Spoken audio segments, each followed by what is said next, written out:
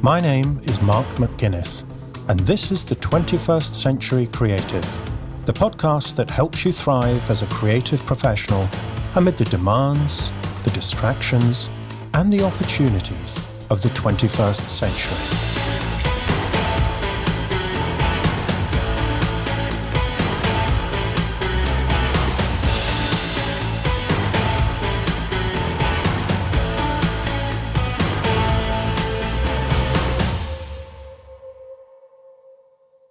Welcome to episode 3.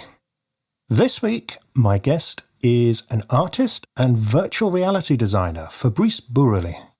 So, if you're remotely curious about the brave new world of virtual reality and all the creative possibilities it could open up for us, or if you're like me, a bit of an old-fashioned romantic, wondering, but what about the artist in this new world of artificial intelligence and technology and virtual reality? Have a listen to Fabrice, because he has a lot of experience of both sides of this coin and a lot of wisdom to share. Once again, thank you so much for all the emails and comments and tweets and reviews this week. You know, it's been a lonely road. Creating the podcast in my lonely garret home office. And it's so nice now that the podcast's out there in the world to see how it's landing for you. And it's really great to hear that you're enjoying it and finding it useful. And rest assured, there's plenty more to come. Some of you have asked about social media. So if you want to say hi, Twitter is my favorite social network. You can find me there at Mark McGuinness. That's Mark with a K, McGuinness. I also have a Facebook page, which is facebook.com/lateralaction, and that's lateral as in sideways. So, without further ado, let's get started.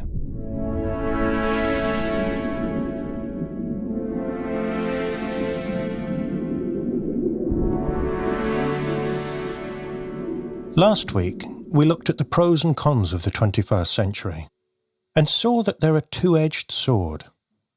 The things that are terrible about 21st century life are the mirror image of things that are great about it.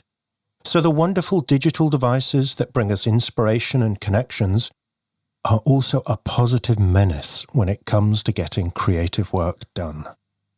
The changes in the economy bring new opportunities for enterprising creators, but they also create job insecurity and anxiety for anyone who wants a more settled way of life. So how can we as creatives make the most of the new opportunities of this century while minimizing the downside?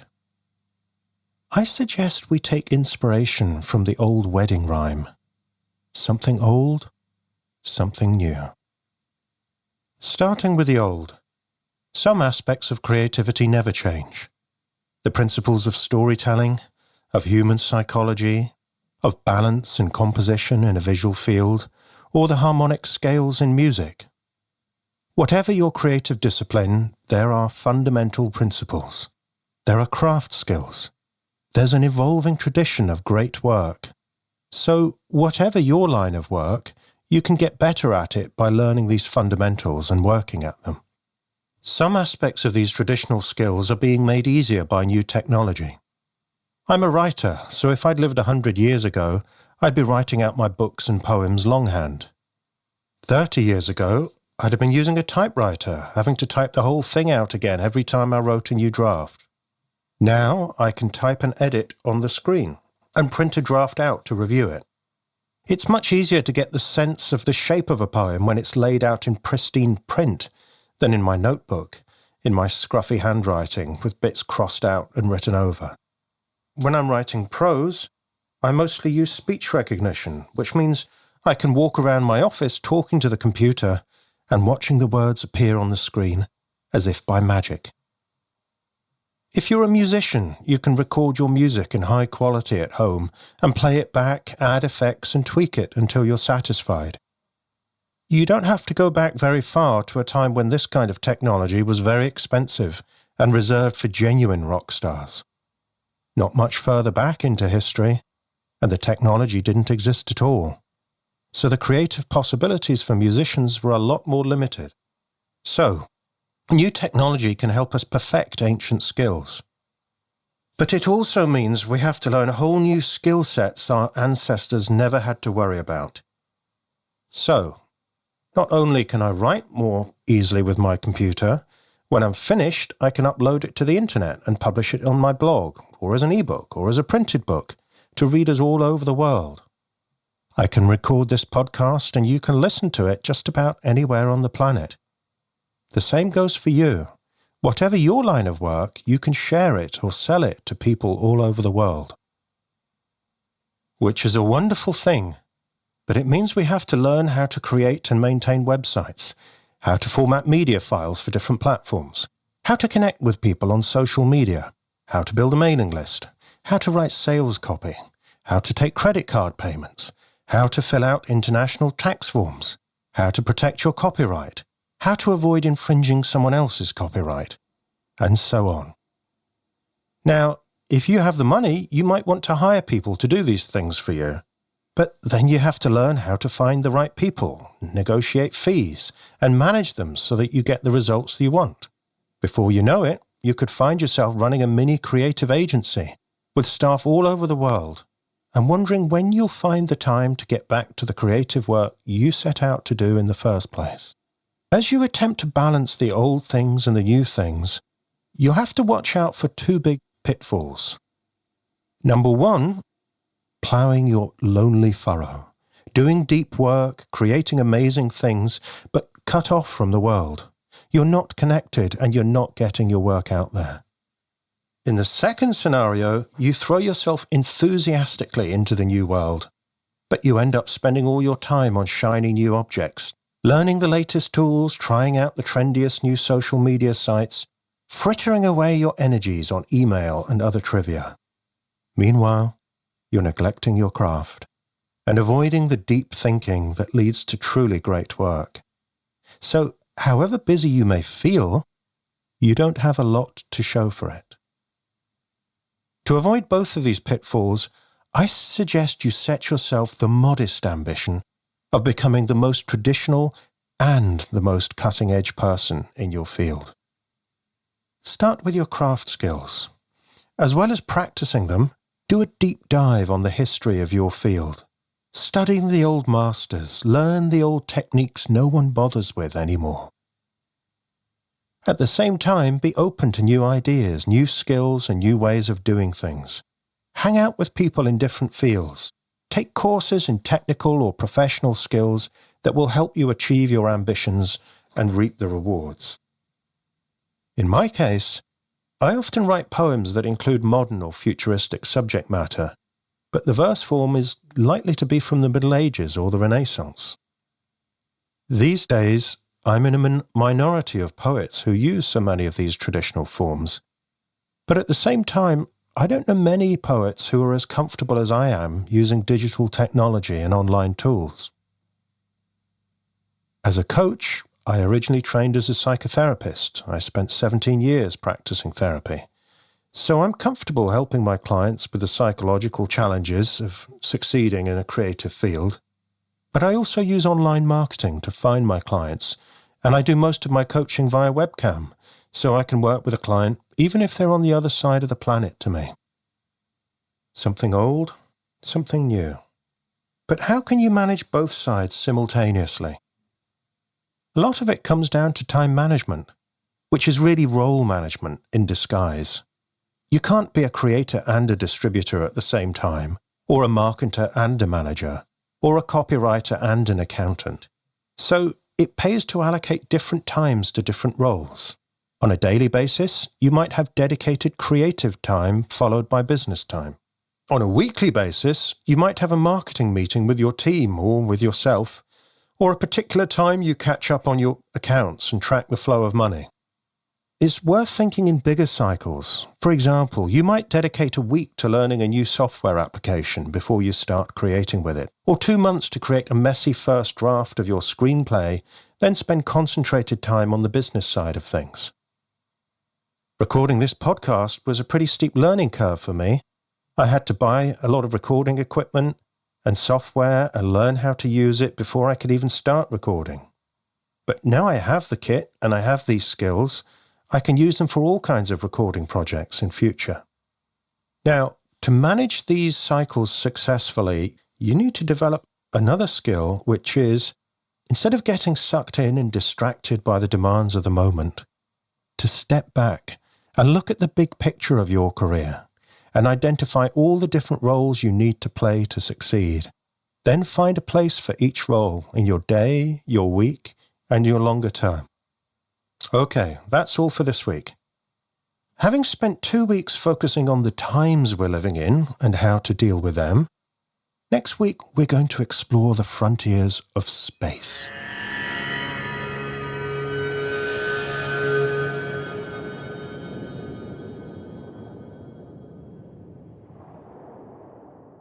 If you're enjoying the 21st Century Creative, you may like to know there is more to this podcast than meets the ear. To help you succeed in your creative career or business, I've created an in-depth program, the 21st Century Creative Foundation course. It covers the personal and professional skills you'll need to succeed as a creative professional in the 21st century. In other words, the stuff they probably didn't teach you at art school, on your creative writing masters, or wherever else you learned your craft. Things like how to manage your time, how to communicate your ideas, how to handle difficult conversations, how to close a sale, how to deal with money, how to grow your network, and how to attract an audience for your work. Altogether, there are 26 lessons in the course, full of practical advice, plus a worksheet for each one to help you put the ideas into practice. And I'm giving you the entire course for free. In case you can't quite believe your ears, go to 21stcenturycreative.fm/free course and see for yourself. When you get there, you can sign up with just an email address and you'll get your first lesson right away. By the way, the course has already been taken by over 11,000 students. And on the sign-up page, you'll see lots of testimonials from other creatives whose lives and careers have been changed by the course. You can join them right now for free by going to 21stcenturycreative.fm/free course. My guest today is a creator who really embodies the idea of combining the best of the old and the most exciting of the new in his work. His name is Fabrice Bourrelly, or Bourrelly, is closer to his own pronunciation. He's an artist who grew up in the south of France, close to some of the oldest and most spectacular artwork in the world, the Stone Age cave paintings at Peshmerga. He's also a trained architect, a 3D visualizer, and a virtual reality designer who has created virtual worlds for clients including Google, IDEO, Bentley Motors, Epic Games, Thomas Heatherwick, Anish Kapoor, and Philippe Starck. Thomas Heatherwick describes Fabrice as a craftsman of dreams and apparitions. He's a true artist who applies his deep knowledge and craft skills using cutting-edge technology. The multifaceted nature of Fabrice's work means he's equally at home creating a beautiful fine art life drawing in charcoal, visualizing a spectacular new architectural development as a photorealistic video, immersing users in a virtual environment via the Oculus Rift, or finding new ways for us to study or go shopping in the internet of the future. You can see examples of Fabrice's work in the artworks and videos on his website, fabricebourrelly.com, which is FabriceBourrelly.com, and on his YouTube channel of the same name. Fabrice was a coaching client of mine for about 18 months. In that time, I was taken on an amazing tour of his imagination, and I realized he had some unusual and important things to say about creativity, technology, and virtual reality that I really wanted to share with you on the podcast. This is a very wide-ranging interview, from the cave painters of ancient Europe to illegal raves in 90s Paris to Minecraft and the mind-blowing potential of virtual reality to transform our future. There's so much in it, I've listened to the recording 3 times and noticed new things each time. So, strap yourself in and prepare for a voyage of creative discovery with Fabrice Bourrelly.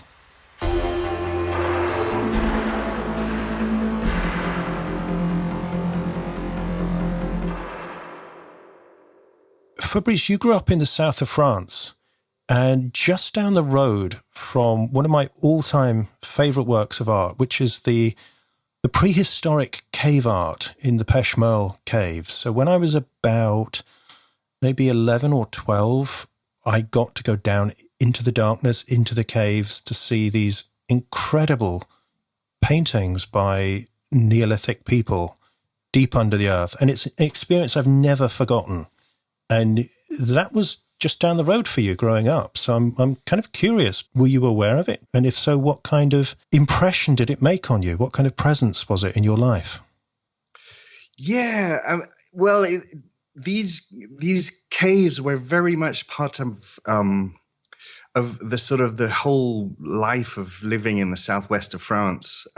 Growing up as a child, the deep past was all around us, and there were it was very common to find fossils in the fields of sort of shells, and you can see them in the stones of houses, and we would just play with this stuff. It was just part of growing up. It was part of our lives, and these caves were very important for me because they're sort of World Heritage Site or something like that, and they so we went all the time. I knew them so well. I always claimed I could have been a guide, but see these we went sort of all the time. I knew they were there. The strange thing is that I'll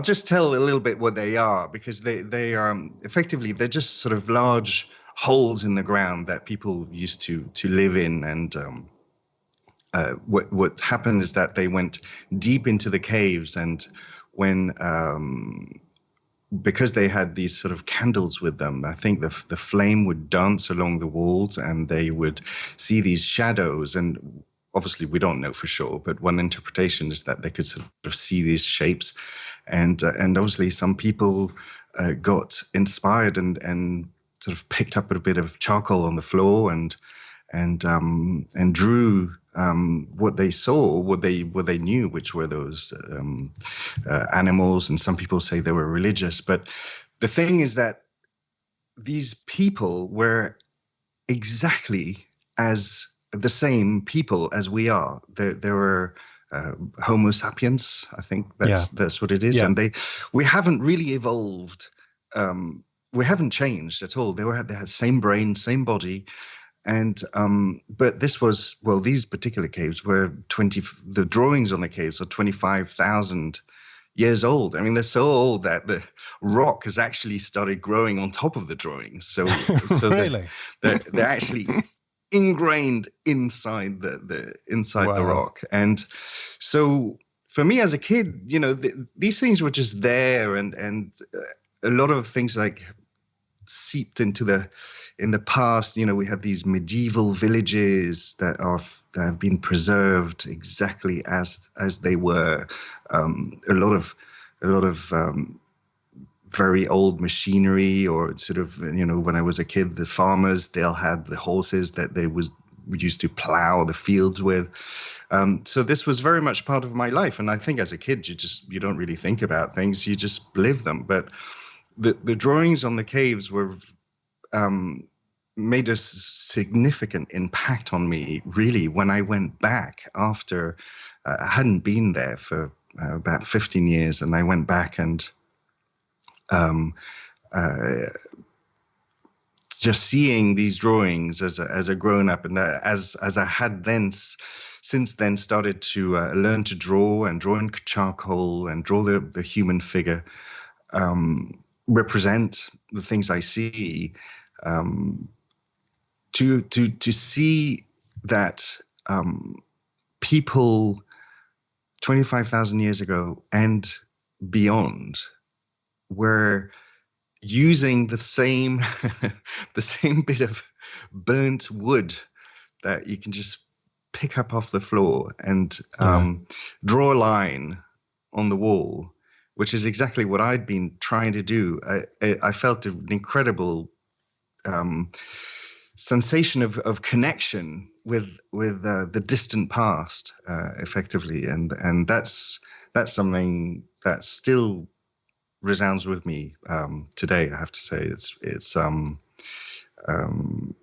it kind of makes me feel that there's some things that just don't change. I don't know if it's a struggle. It's something we're trying to do, but we have this impulse of just picking up a tool and try to represent reality effectively. What we see through our eyes onto whatever it is that will support the material. And these paintings, they're pretty well the earliest known art, aren't they?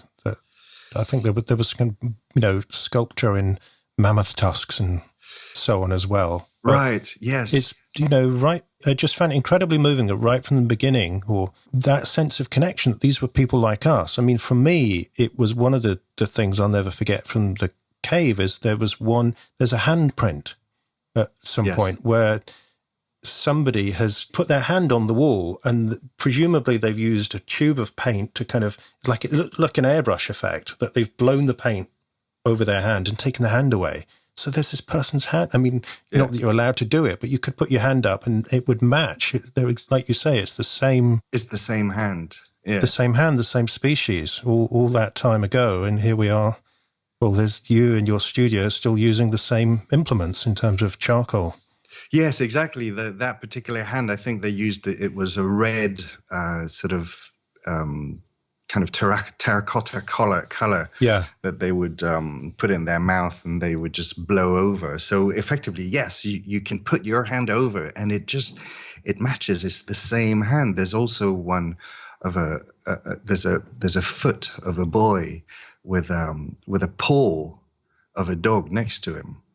Yeah. And so they figured that was a sort of a theory of, the friendship between man and dogs.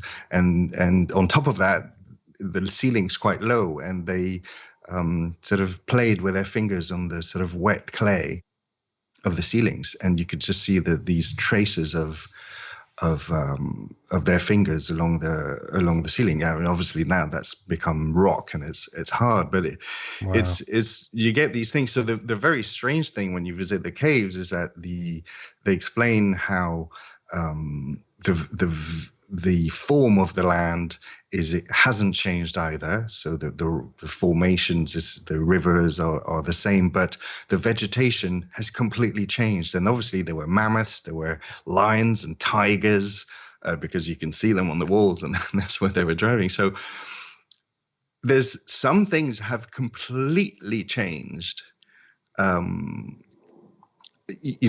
trees and the vegetation that are totally different species, but the land and man are there, haven't changed. We're the things that endure when all the tigers and lions have gone. Well, I guess the south of France up until now.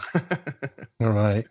So, I mean, I'm really interested in this because your artistic career began right back in the distant past, and yet you ended up moving very far right to the cutting edge of technology. I mean, I gather you were, back in the 90s, you were one of the very first VJs at some of the rave parties in Paris.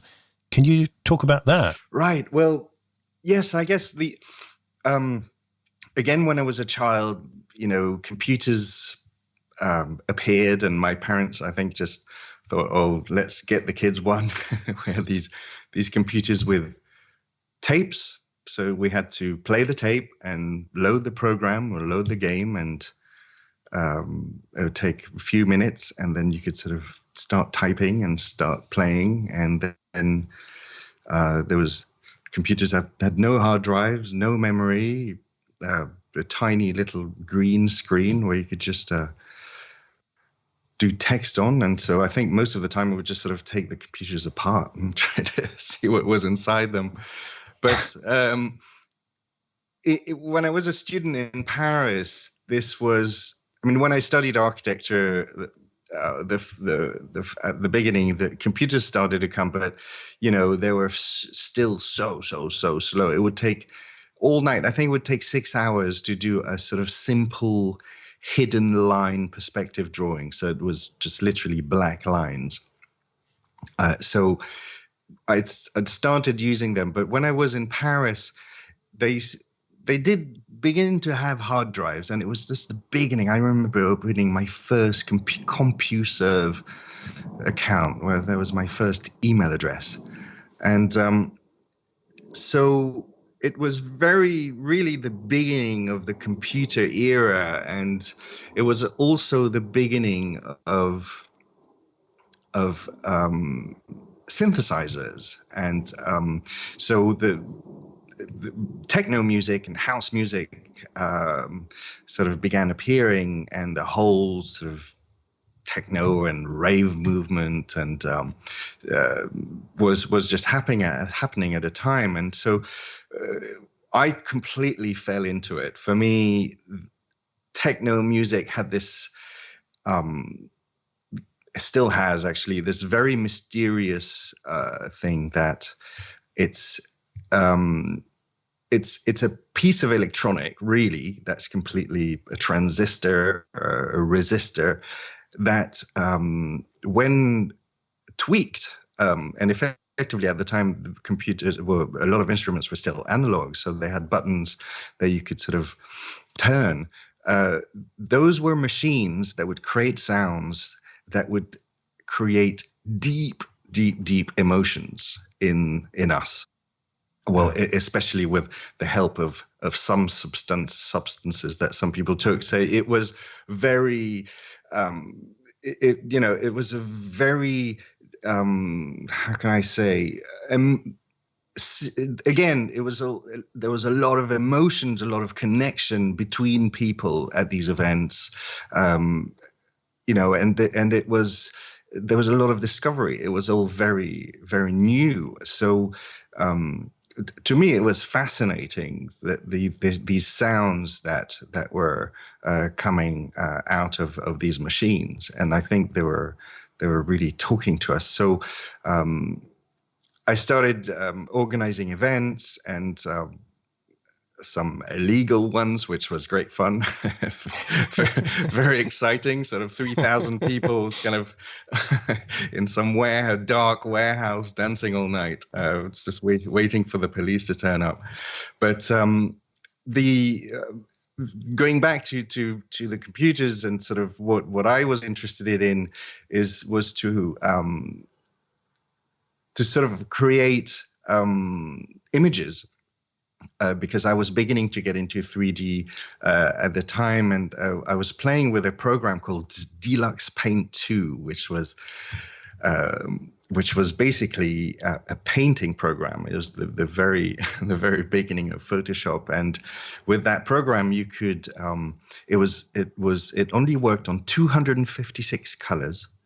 You could load about 12 drawings, I think. And so what happened is that you could draw something and create some gradients. And when you would cycle through those gradients, it gave you the illusion of something 3D. So effectively, that's what I was doing for far too much time during my studies. And so I met some programmers that kind of liked the drawings I was doing, and they wanted to do something with that and with me. So we created this software that would use these drawings, which were very light, so they would fit in the memory of the computer, because the computer wasn't very fast. So it was good to use very sort of lightweight drawings or files like that. And we would cycle through these colors create these sort of 3D shapes, and with the program we created, we were able to synchronize that to the music. So it was sort of trying to take that new dimension of those incredible sounds that were coming out of these incredible sound systems, and trying to express them visually. And with the fact that we could synchronize it to the rhythm of the music, then we had these sort of shapes dancing. And I think a lot of VJing work, I mean, along with the sort of the whole art development, a lot of VJing are about creating something completely different to the music, sort of videos and things like that. But we wanted to just try and stick to the music as much as possible and just basically create, express sounds. So that's what it was about. And it's just sort of took off. We did a lot of events in Paris and a lot of raves and public raves, and unfortunately here in London the movement died out due to some laws that were passed. But I think the VJing world is still going strong, and there's a lot of software out there now. But it was still using the tools again to express something, sort of going back to the caveman. We're still doing the same thing. Okay, so continuing your trajectory and following on from the VJing, I understand that you went on to collaborate with some prominent architects and fashion designers using the 3D design that you were developing. I mean, how did that work? Yeah, I mean, so again, I just sort of followed whatever computers could do. I would just sort of do that. So following on the evolution of computer, effectively at the VJing time, it was 2D, and as soon as I sort of graduated architecture in about 96, computers started to be able to do 3D. So it was still very slow. It always still slow, but being an architect, being trained and qualified as an architect, my interest was really space. And there was a deep fascination in representing space in the virtual world. Effectively, already there was a novel that I read that had a very strong influence on me called Snow Crash by Neil Stevenson. And I think there was another one called Neuromancer. But these science fiction books, I think, sparked the imagination of a whole generation, because the internet was beginning to happen, and I think these science fiction writers just put two and two together and thought, "Ooh, we've got 3D, we've got internet. How's that gonna happen when?" So they created these amazing stories of effectively people living a life onto in a virtual world called the metaverse for Neil Stevenson. And well, little do you know, the internet. I mean, how much time do people spend on the internet today? So at the time, it was it was really fascinating for me. But the fact was that I could see that 3D was a new tool that was becoming available to us. And when you look back at the history of design, new tools have influenced form consistently. Sort of, at the beginning, it was just stones and wood, and that created the language of classical architecture. Some argue, and then we had industrialization, where we could start building things out of steel, and at the same time, or even before that, we had the Renaissance, where people started to draw architecture before they would build it.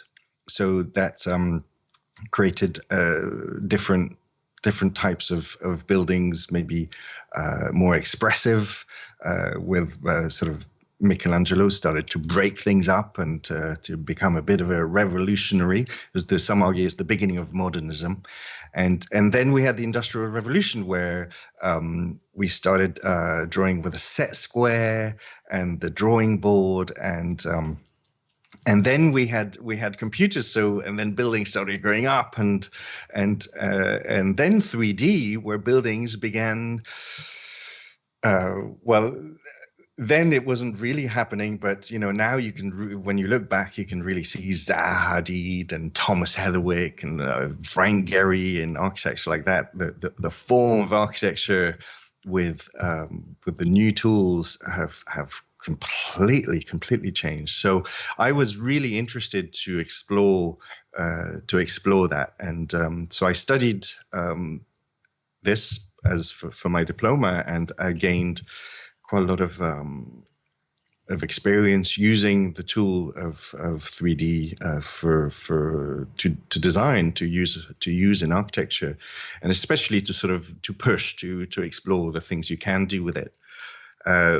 The fascinating thing for me was that you can create space without having to necessarily go through the process of abstraction. So just to explain that a little bit, when I refer back to my medieval village called Saint-Cyr-la-Popie back in the south of France, that village for me is charming. It's got... it's delightful. Yeah, do you know it? I do, yeah. It's got quirky little corners everywhere. It's got, the materials are delightful. There's a sort of the absence of ego, I guess, because the castle has disappeared. There's a church at the top, and so that's a lot about ego. But the rest of the village is very homogeneous, and all the roofs are the same material. So it's for me, it's a reference in architecture, but it was architecture without architects, and it was created obviously without drawings, without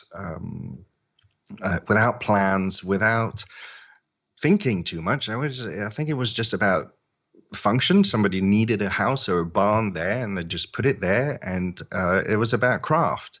Some people knew how to build it, and they weren't necessarily trying to innovate. They were just do what they knew how to do, and the result is really beautiful. So this is another subject, but the sometimes I wonder whether we're progressing and we're creating better, more beautiful things as we're becoming more and more evolved, or whether at some point we kind of missed something. And this is a really important point. I mean, I remember when I studied creativity theories for my master's, one of the things that amazed me was to discover that there was no architect of cathedrals like Chartres. That right. In those days, the architect and the master mason were the same person. The same person who was designing, in inverted commas, was actually the builder. And the only designs were practical drawings used on site, usually fully life-size, just to help them get a sense of how wide this window was going to be, or that arch, or so on. And so the idea now, the division between the architect and the builder, or even the artist and the craftsman, it was just they didn't have it. And as you said, this is another point I want to pull out. You said that the tool has always influenced the design. Because it'd be very easy to look at your work now, particularly, we'll talk about virtual reality in a moment, and say, gosh, he's so far out in the future. But actually, I know from talking to you about this a lot that you see yourself as part of this tradition, that people have always used the tools that were of hand, and they've always had an influence on what they were able to create. Right. Yes. I think it's very easy to get obsessed with technology and to just get drawn into what technology can do. It's there's something very attractive. It's satisfies us of sort of needs for curiosity and oh, isn't it amazing what we can do? But it's when that happens, we can lose sight of what we're talking about, of the past, of some of the things. So, for example, I think architect means master builder, the origin of the word, and so effectively, somebody needed someone to coordinate the whole thing. Right. But it doesn't mean that you're God. I think that those cathedrals, and also they were built over several hundred years, so that's why a lot of them have different towers on the front, and fashions changed. But it was very much about craft. Yes. So about what people knew how to do, and I think when we're focused on technology I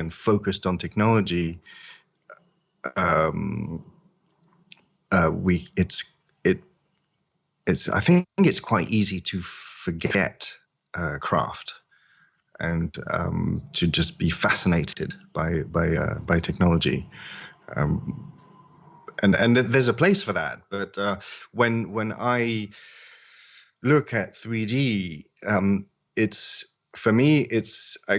it really satisfies this purpose that I had. I remember still now, when I was about 15, I looked at, in fact, it was my parents were building their little office in the field next door to the house, and they hired an architect, and the architect did a building.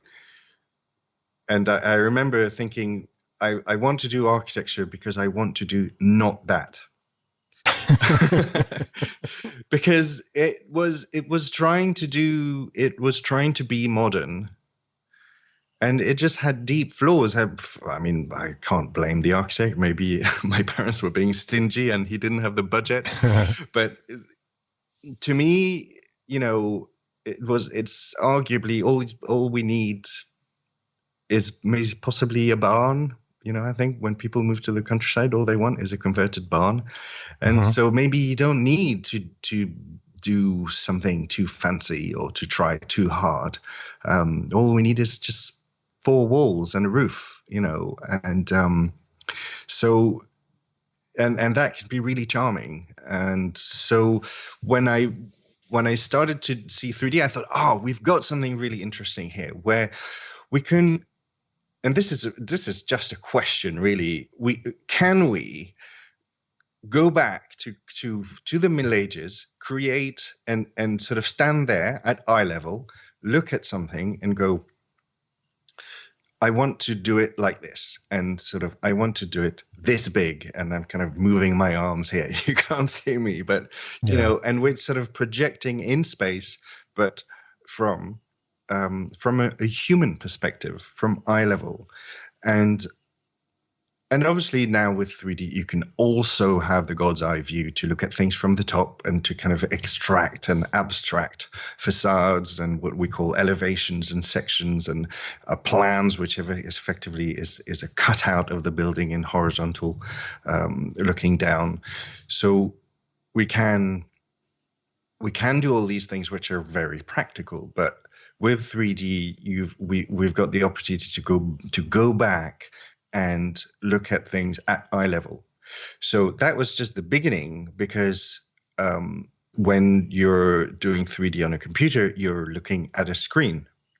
So it's effectively like looking at a piece of paper. It's a flat. The screen is a flat thing, and it's just because. Well, it's like looking at a drawing or a painting. It's looking at an image on a screen. Yeah. So that was just the beginning, but virtual reality was the technology already existed, and you could already do it. In fact, the technology of stereo vision was invented in the late 1800s to have one image per eye, so you can see in 3D effectively. So that's not new. Wow. But it was the beginning, and I saw that, and I thought, right, I'm gonna do that.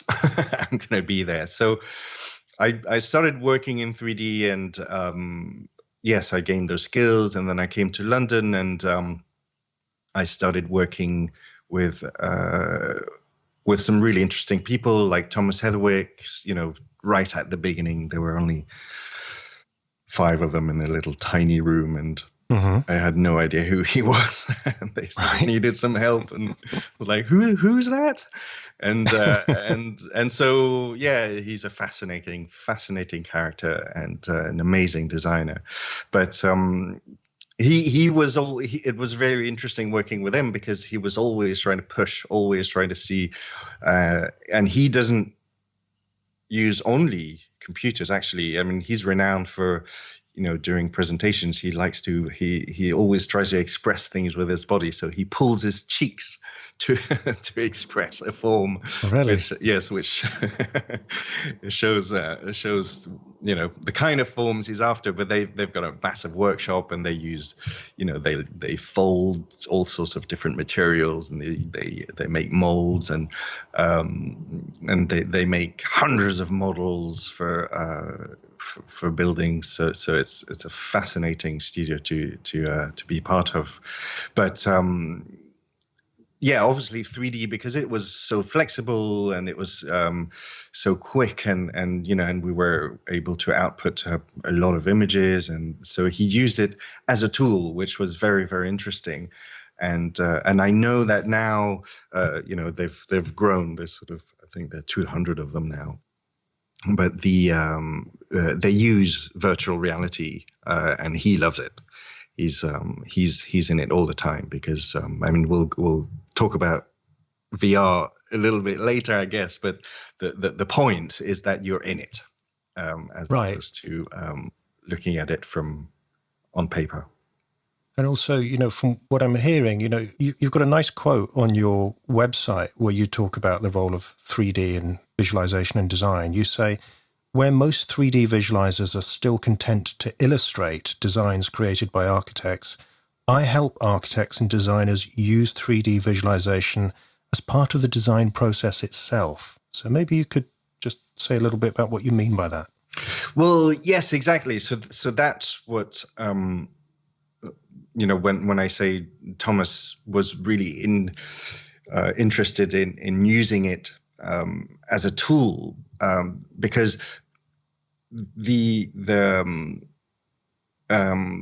difficulty, or the risk that I see, that 3D is very attractive because we create beautiful, fascinating pictures, and so we can use it for marketing. And I guess most of it is used for marketing, because there's a strong correlation between the architecture visualization industry and advertising, or Hollywood, where 3D, films and special effects, where obviously 3D is used extensively now, Star Wars and so on, to create emotions in people, and to create this sort of these dreams. So if you want to sell a home, you create this sort of image of a dream home, and before it's built, and it's very easy to sell, or I don't know if it's easy, but it's easier to sell with a pretty picture. So I don't really have anything against that, because that's part of what I do, and I get paid to do that. So, that's fine. But what I'm really interested in is the potential to effectively use this tool to, it's going to sound a little bit pretentious, but to better our world, to make a better world. I'll say it, because we've because of the problem of when we create, architects are effectively paid to draw plans, so that they can build a building. So when you draw a plan, you've got a problem that very few people can understand what it is you're talking about. And even sort of on on bigger scales, when you talk about urbanism and planning and things like that, a lot of it is about numbers and zones and zoning and things like that. So it all becomes very abstract. And I think it's a little bit of a missed opportunity, because it's very difficult to communicate that with people, with the wider public, effectively, who I guess it's a little bit like politics. They sort of get a little bit disengaged in the whole thing, because they think, oh well, it's what do I have to say anyway? What does it matter? Nobody's going to listen to me.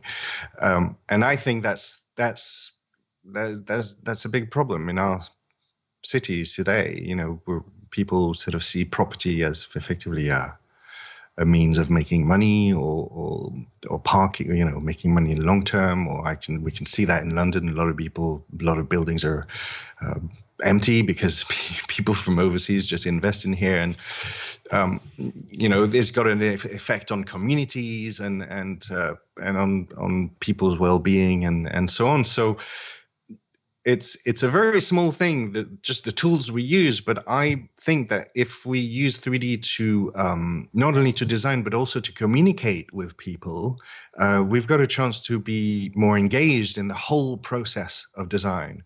And so, for example, in some of the things that we're beginning to see, people are really beginning to be able to use the tool themselves.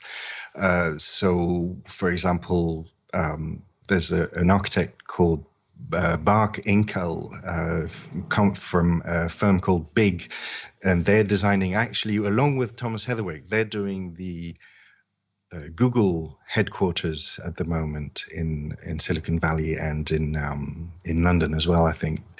And he's got an interesting thing about, he says that architecture should be like Minecraft.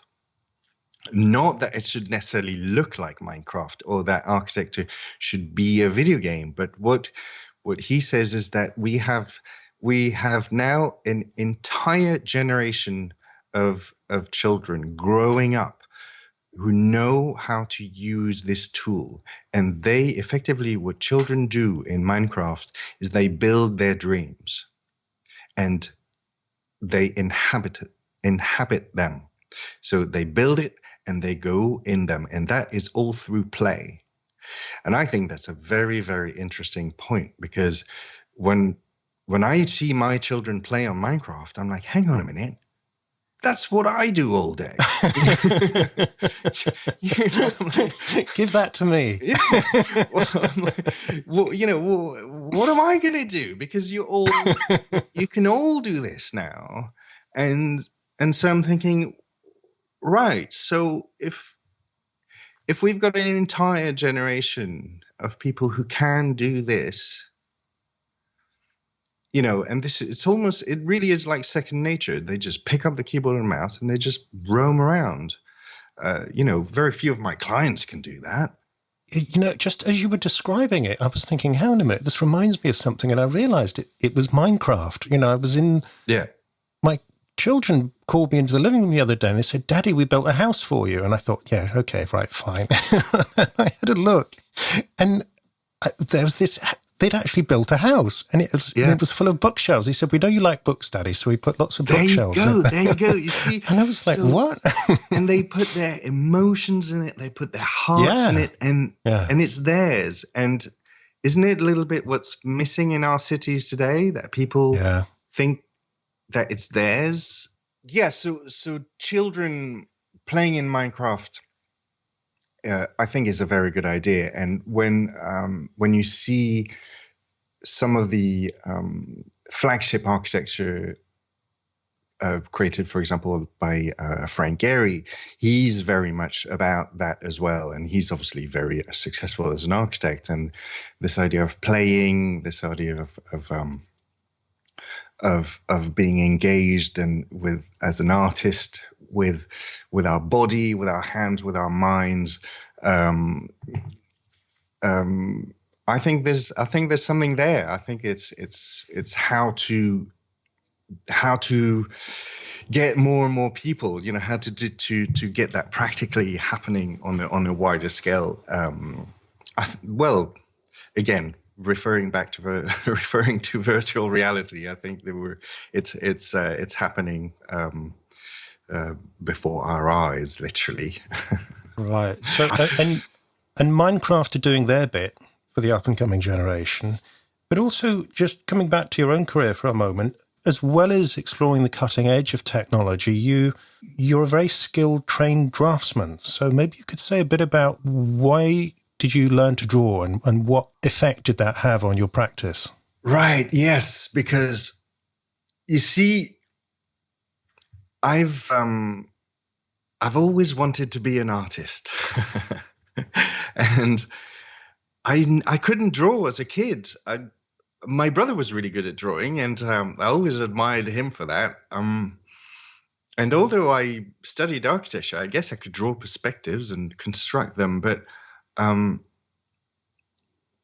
being what 3D makes you do, and if you're anybody who's in the visual effects industry or in the film industry will know that very well, is that in order to represent something accurately, you can use the computer as much as you want, but first thing you really need to do is observe the world around you. You need to, if you want to show a piece of reflective metal, you really have to look at a piece of reflective metal. You really have to observe what's going on and all the different, what's happening with the light, how the material is behaving at different angles, and what the little imperfections and what they are. And you need to separate all these things in your mind and recreate them in the computer. If you just tell the computer metal, well, it's going to look like a computery metal, and people will just spot that from, miles away, and it's just going to look computery, and we're done with that. 15 years ago, it was fine because it was new and it was exciting, but now it won't do. So when I was working as a 3D artist and not having had a fine art training of any kind, I sort of one day turned around and thought, oh, I'm making images here, effectively. And actually it was working with Thomas Heatherwick where I realized that they were expecting me to be an artist. They were expecting me to be the artist. But I studied architecture, so I thought, I want to be an artist. What do artists do? So I looked at Michelangelo. I looked at Leonardo da Vinci actually, and I thought, what do artists do? Artists know how to draw, and I thought, great. I want to learn to draw, so I typed on the internet how to draw, and drawing the figure came up. And also I bought a great book, which anybody who wants to learn to draw should have. It's called Drawing on the Right Side of the Brain.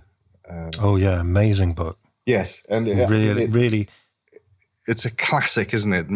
Sold millions and millions of copies. But the amazing thing about that book, which really did it for me, was when she makes you draw a very complicated line drawing of a rider of a knight on a horse, but she makes you draw it upside down. Wow! And I did it with my kids, and it's unbelievable the result you get when you do that. I remember because I had this as a teenager, and it was a similar exercise. I remember it made such an impression. She said, "Don't draw the shape in front of you; draw the white space around the shape." And I drew this tree. And I was just looking at all the white bits. I wasn't trying to draw the leaves. And it was like a magic eye, because by the time I'd done that, then I kind of stepped back and then the tree appeared. Exactly. And I thought, wow, because it was showing me a different way to look at the world. Exactly. So that's what's really, really interesting when you start to learn to draw, because I mean, I can't draw. I think we can't draw. Why can't we draw? Because it's there in front of you. You can see it. So why can't we just draw exactly what we see? And so that was the beginning of a very long journey that I'm still on.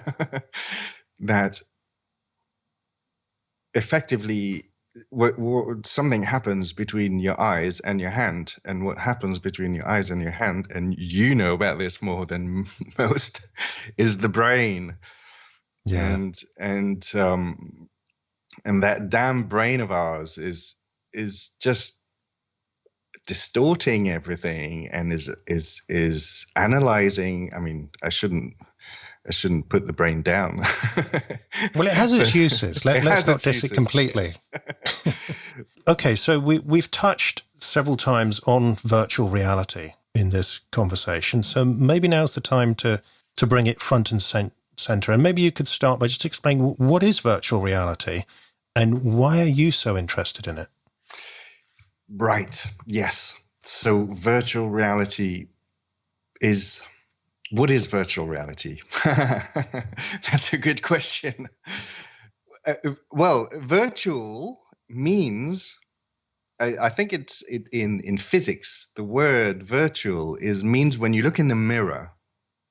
So the virtual, when you look in the mirror, the person you see is the virtual you. So it's the image on the other side. So that's quite interesting. So virtual reality would be the reality on the other side. Right.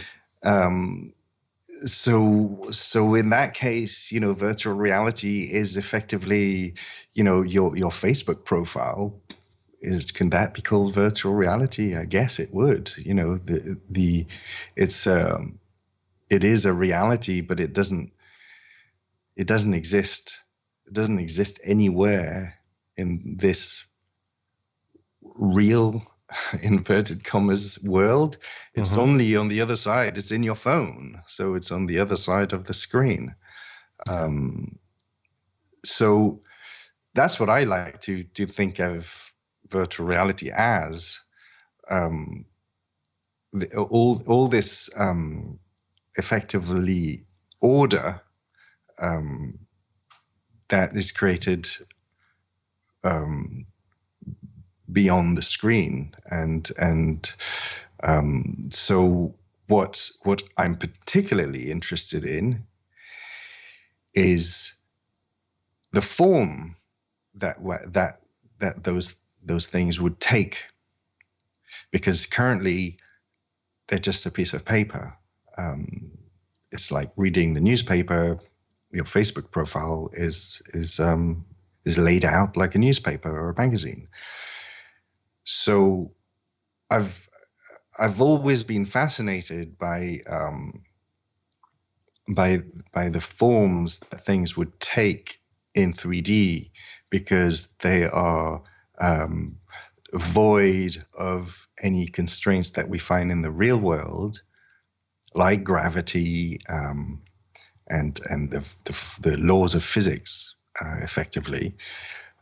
So in 3D, you could create forms which just exist in themselves. So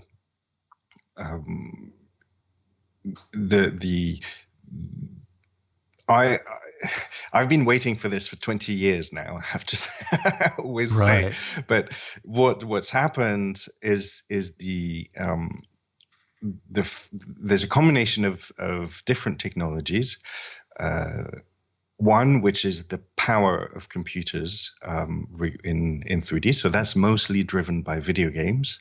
The power in 3D cards, which is effectively in the computer, you've got the main unit, which is the CPU, which does all the calculation, and then they've created a sort of another set of CPUs which are specialized in 3D and things like lighting and so on. So that's on a separate card that you can buy. And the interesting thing is that the CPU today has 8 or 12 cores on them, so different sort of this 12 or 8 CPUs on top of each other, or 4. But the video cards today have got 2,500 on them.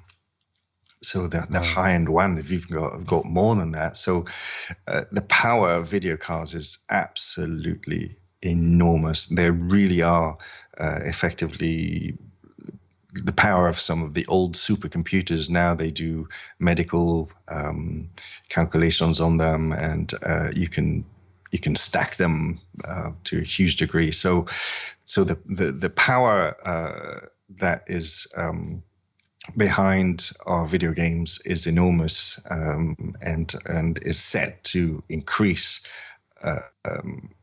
massively still, because the industry of video games is enormous. I think it's taken over Hollywood now in terms of investment and profit as well. So it's not disappearing anytime soon. Mm-hmm. So the combination of this and also what happens in our mobile phones, these accelerometers, which enable you to move your phone around, and effectively the phone knows where it is. It knows, so it's what you use when you do Google Maps, and you use it as a GPS, and it knows which way you're facing. So those two things, you put them together and you create this headset that you can put on your head, and it knows where you're looking, and it's got enough power to feed two different images to both your eyes, and you've got a virtual reality headset which enables you to effectively step into the world of virtual reality. It gives you the illusion of effectively, you're still looking at two screens. You're still looking at a screen, but you're looking at two of them, for one for each eye, and it gives you stereo vision, which enables you to look and see in 3D. So we know 3D from going to see Star Wars in 3D, but in Star Wars we see two different images per each eye. But we're looking at it from the outside. We're still looking at a screen. When we put the headset on, we're able to step inside, and this is the huge difference for me and for anybody who fell into the virtual reality soup. That you suddenly you're in that virtual world. You're not looking at it from the outside. You're in it, and it's quite an experience. I know you've tried it, Mark. Well, I know, yes. So Fabrice invited me to his studio one day, and I got to put on the helmet. Was it the Oculus Rift? Yes. And you played a very far out sequence that I experienced, and it was really quite uncanny, because the thing for me was, moving my head and just getting physical sensations in my body in response to things that weren't there. Yeah. I was kind of prepared for looking around and seeing stuff, but not for actually my body being fooled by that. Yes. So it's a kinesthetic experience as much as it's a visual one. It really, you're actually you feel like you're really going through the looking glass yourself. Yes, exactly. So this is it. This is a sort of a little bit of an unexpected byproduct, where it's very difficult to explain. You really have to experience it. But when you're looking at 3D on a screen, you're looking at a video game and you're engaging with it, but still it's like reading a newspaper. When you're in it, you're effectively, what happens is your consciousness, that your presence, your you, is not here anymore. It's there. And so your body leaves this world. No, your body stays in this world, but your attention goes into the other world. So it sounds a little bit metaphysical, but I can't put it any other way. That's what it is. It's really becoming incredibly real. And so what I've been doing with this is I've been very fortunate to be contacted with a company called Epic Games, which create video games, and they're one of the biggest. They also release a software which is free to create video games. So it's one of the sort of big five companies out there that have released their engine. That's what it's called in the game world. So, and they've asked me to help them to create content and education to teach people how to use this software to create virtual worlds effectively. Because what this is effectively Minecraft for grown-ups. This Unreal Engine, and I've been using it extensively, but it's quite incredible the level of realism that you can get to now with you can create absolutely beautiful stuff. What do you think some of the possibilities and implications are? I mean, are we just talking about really, really good movies and computer games, or do you think it will be more far-reaching than that? Well, so that's one thing I didn't mention when talking about the 3D as a design tool is that when I worked over here, obviously the architecture and the real estate industry is quite an old conservative industry, and there's a lot of money involved, and I have to say I've been a little bit disappointed with the architecture industry on this sort of the uptake. There's a few, okay, let me say it. There's a lot of ego involved in the architecture industry, and it gets in the way. So clients want their ego stroked, architects want their ego stroked, and everybody wants to do a great thing that's going to benefit them. So they're going to make them money, and you can't blame anybody for that. But it's a very short-term vision. Some of the people that I've actually been very impressed with are companies like Google. They were really interested in seeing what you can do with 3D. You know, when I was very fortunate to work with them for a while with the Google Labs team, and well, I guess there's some degree of marketing, but they really wanted to see what you could do, to push things. So when this is the way I see it, is that we've got a lot of problems in this world, and we're kind of running out of ideas. It's quite difficult to think of new things. And what I believe is that we have a system, and it works like this. When we create our dreams without any constraints, we like kids do in Minecraft, or when we do as we could do, we come up with completely far out things. But what happens is that it gives us a new angle of vision, let's say, about things. And so if we were to build communities like Facebook does, or if we were to sort out some of problems like, I don't know, like shopping and things like that, or organization of our of our local communities or things like that in form, in 3D, effectively in virtual reality.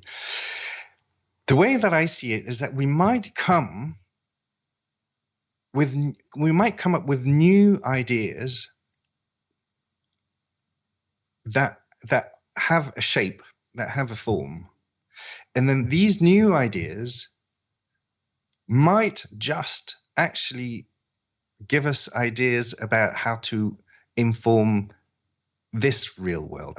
Just a little parenthesis here about my job is called visualization. I'm a 3D visualizer. I've been a 3D visualizer for a long time without really knowing what it means and without even very much liking the term until I worked with you, Mark, when I understood what visualization actually means. And when you look it up, it's an incredibly powerful thing. It's not necessarily all for entertainment and for sort of distracting you and creating, and making money for Facebook and Google and things like that.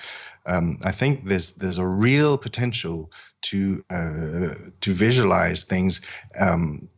Say a hospital. It's a very, very complex thing to build, and we can. They're usually done by, I believe, relatively small teams compared to the number of people who are going to actually be using that. Some of these things are sort of 400-500 million pounds, and they take years, and they're very large buildings. For example, if we were able to use virtual reality for that, not only to help the team design, help the team communicate between the different consultants and the different actors of the design team, but also to engage the public with it, to engage, for example, patients who are currently using hospitals. Okay, so how might this, you mean you would create a virtual hospital that the designers and then the public could walk around in and experience before you spend your 400 or 500 million pounds? I would engage people in the entire process from the very beginning. From concept, for example. So we've got the possibility to create spaces very quickly at the beginning and to test them, to walk around them. I always say, why let's involve the cleaning lady, or the cleaning team, because they have all the keys and they use the deepest, darkest cupboards, and but do they ever have a say in the way the buildings, sort of large community buildings are built? I don't think so. The process of consultation is very archaic today. Is really, it's sort of, you print out boards and you have a meeting and people come around and I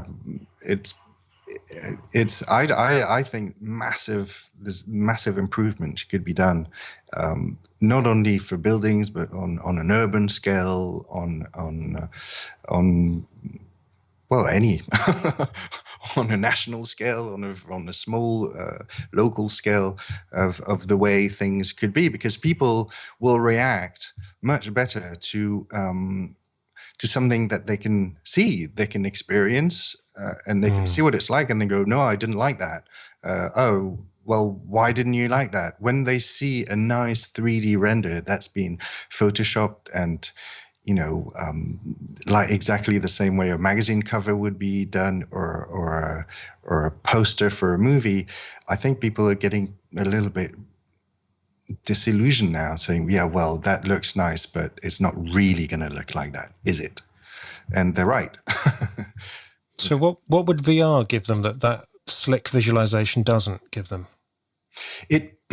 What VR effectively does, because you put the helmet on and there's no learning involved. You put it on, you grab the controllers, and you're like, yeah, I can do this. I know how to do this. It's easier to use than an iPhone. There's no abstraction whatsoever. There's no skill involved in learning VR. You just put it on and you're in. So we could all be Minecraft builders of the future. Well, to tell you the truth, I think we're a bit. This is not so much about us, actually. Yeah. Because we could all be Minecraft builders, but the truth is that our kids are already all Minecraft builders. So it really is about them. And I think that whether we like it or not, they are going to do it because they already are. And, by the time they are old enough to make decisions, we're going to be in our armchairs by the fire with our blanket over our knees, and they're just gonna expect all this stuff to be working. And I think it's kind of it's our role now to put it into place for them to use. That's the way I see it. For when I see them, I'm like, well. I couldn't agree more. I just couldn't believe it when I went down, and I've got 2 7-year-olds, and the architecture that they'd been building down in the living room when I thought they were just watching TV was just phenomenal. Yeah. So Fabrice, at this point in the interviews, I invite my guest to set a creative challenge to anybody who's listening to this, and you've got a really interesting one that follows on from what can we create in the future? So maybe you'd like to tell us about it.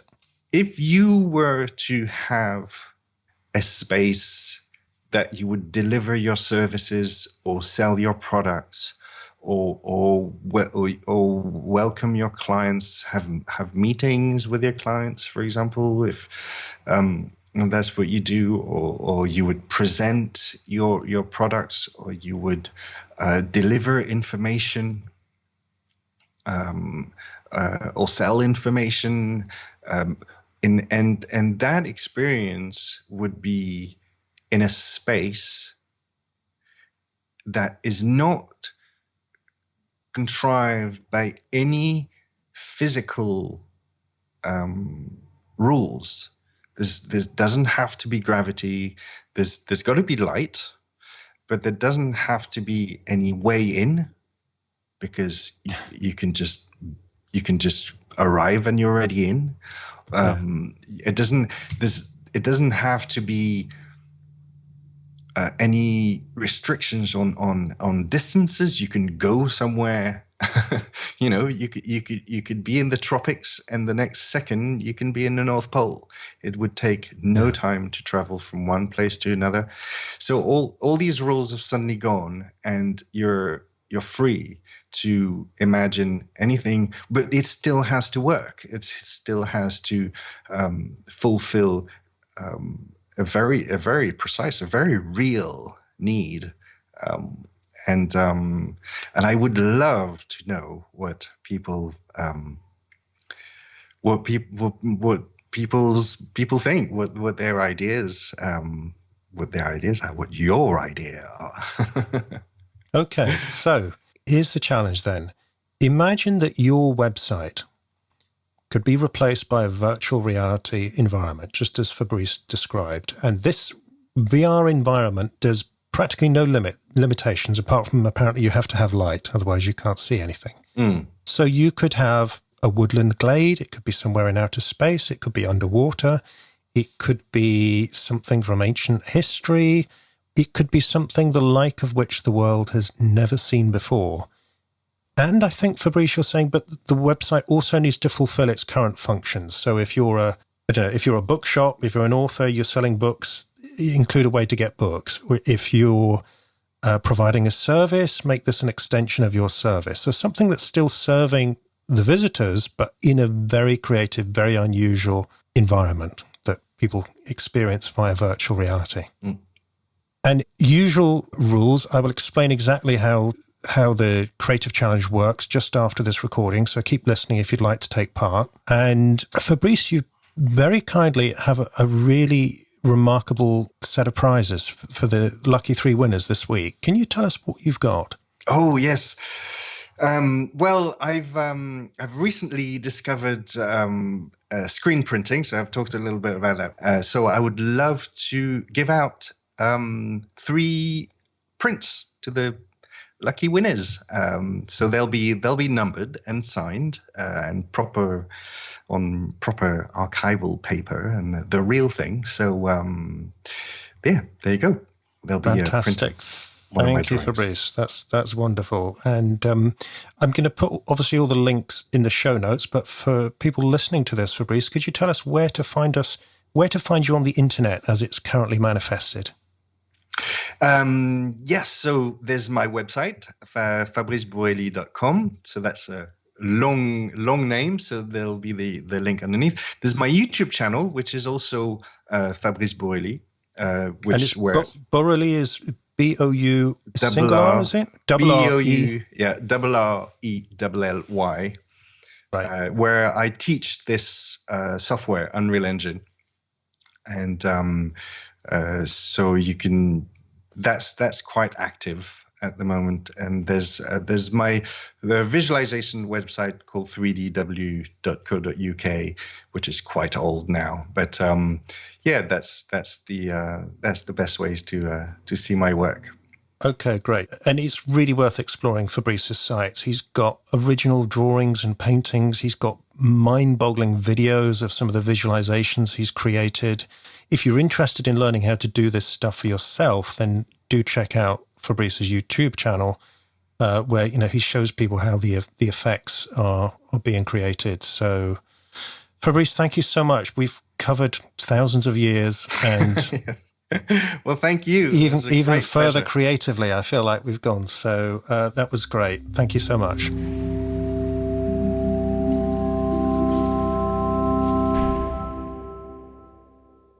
In just one moment, I'll tell you how you can take part in this week's Creative Challenge. But before that, I'd like to ask you to do one small thing that will make a really big difference to the show.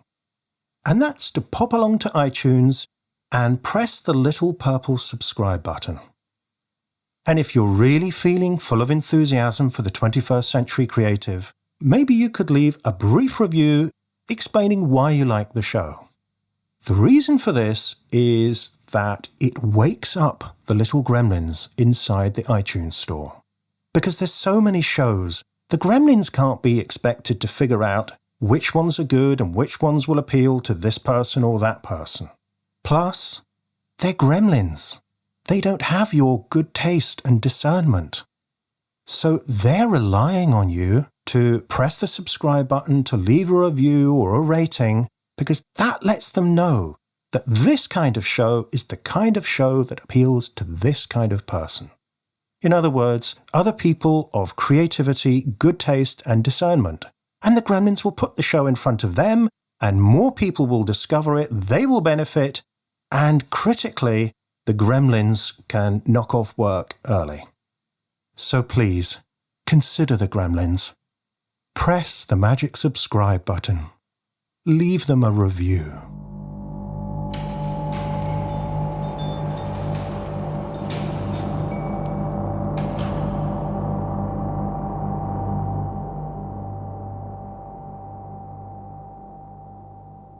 So, Fabrice has set you a mind-boggling creative challenge to tackle this week, and he's giving away some really special prizes, those original art prints of his beautiful drawings.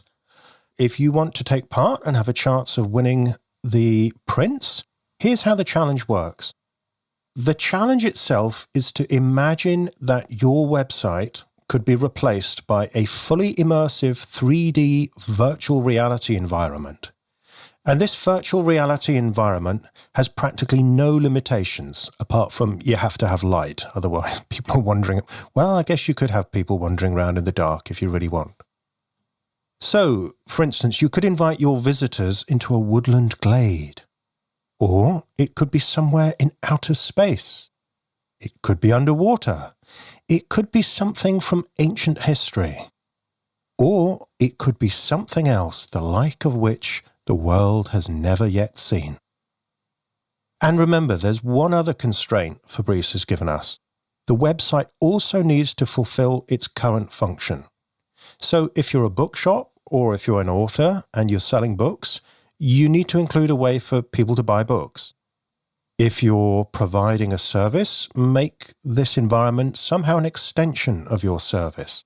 If you're a musician, give them a way to experience and buy your music. So something that's still serving your visitors, but in a very creative, very immersive, very unusual environment that people can experience via virtual reality. Okay, once you have your idea of your website of the future, go to 21stcenturycreative.fm/3 and leave a comment describing the website as vividly as you can. You have until midnight United States Pacific Time this Friday, 16th of June 2017, to leave your comment. Obviously, if you're listening after that date, the challenge is now closed. But you can still take part in creative challenges for future episodes of the show, and of course, you can still imagine your website for yourself. Once the challenge has finished, I will pick 3 winners at random from the comments who will receive Fabrice's prize of 3 beautiful limited edition prints of his drawings. As always, I want to stress I will pick the winners at random. I won't be judging the comments because the challenge is not a competition. Over the weekend, I will send a bonus recording with my feedback on your comments and what we can all learn from the challenge. I'll also be sharing some reflections and advice from my own experience and perspective as a coach. The next part is important. The feedback recording will not be released on the regular iTunes podcast feed. It will only be available via the 21st Century Creative email list. So to join the list, go to 21stcenturycreative.fm/bonus and enter your email address in the box. Not only will you get the feedback recordings for every creative challenge, you'll also get the 21st Century Creative Foundation course, a free in-depth course to help you succeed as a creative professional. Okay, that's it for the challenge. You'll also find these instructions in the show notes at 21stcenturycreative.fm/3. Have fun with the challenge. I'm really looking forward to reading about your websites. And stay tuned for another episode of the 21st Century Creative next Monday.